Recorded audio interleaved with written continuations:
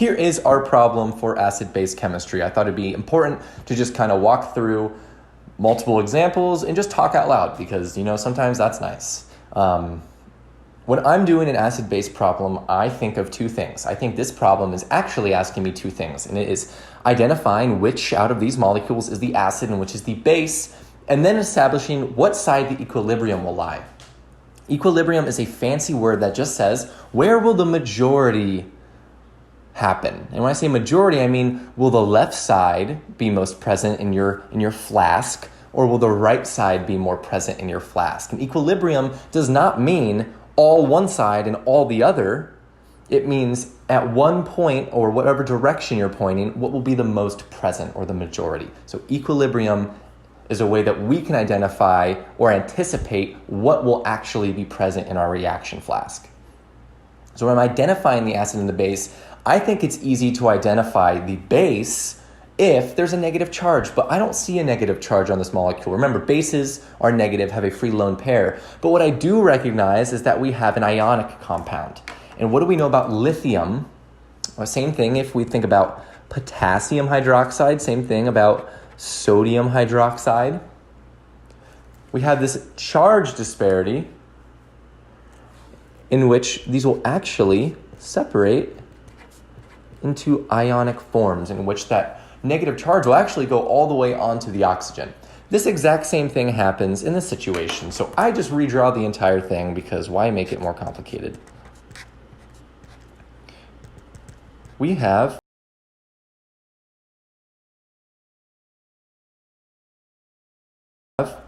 this in our reaction flask. And the question is, what's going to happen? Well, I identify my base. I know that in organic chemistry, what does all of the work? And it is the base. Bases do everything. I can draw my arrow from the charge or from the lone pair. Either is explaining the same thing. I like to go from the charge just because I think it makes sense. The charge is grabbing here. Because oxygen is more electronegative than hydrogen, the bond snaps onto oxygen. And we end up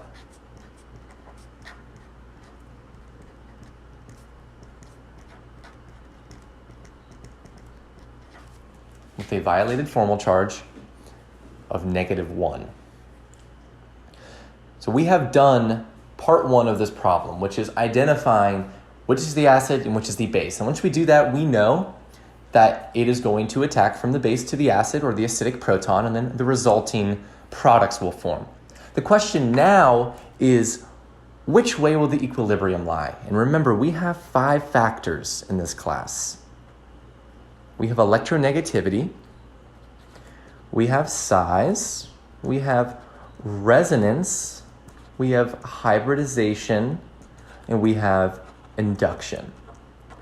And what these 5 factors do, and this is the simplest way to understand acid-base chemistry, we are presented with a molecular situation.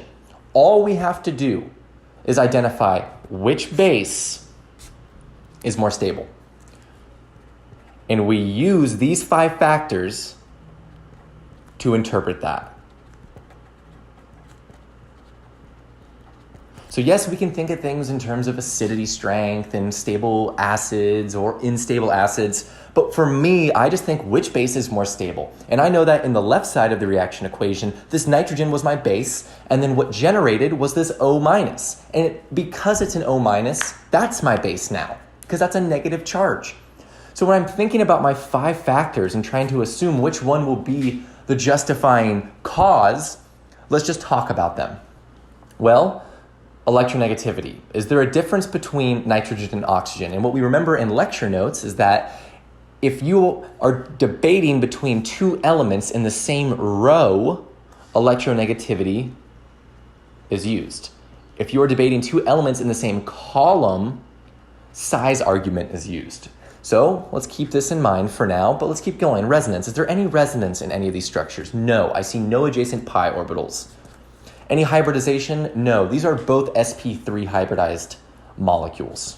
No differences in hybridization. Inductive effects are kind of one of those situations you use as like reinforcement for reinforcement. It's like inductive effects typically aren't as powerful as these other effects. So they're kind of used if you need to have an additional way to justify something, or if you really don't have any other way.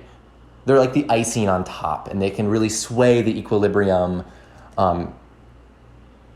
if there really isn't any other way to fundamentally prove one side being more stable. And in this situation, we have electronegativity on our side, so inductive effects are going to be much less substantial than electronegativity. So for now, we'll ignore them. So like we were saying, electronegativity. How do we decide, is the nitrogen compound or the oxygen compound more stable? And we know that oxygen's electronegativity is way higher than nitrogen's electronegativity. And what does that mean?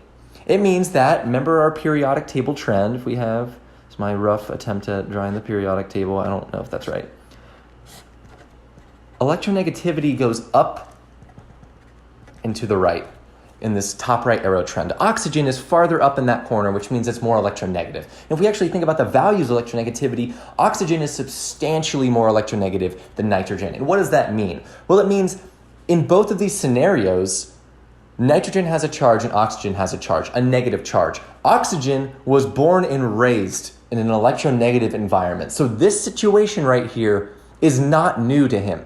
He's like, dude, I grew up in an electronegative situation. I know how to handle it. I can get my shit under control.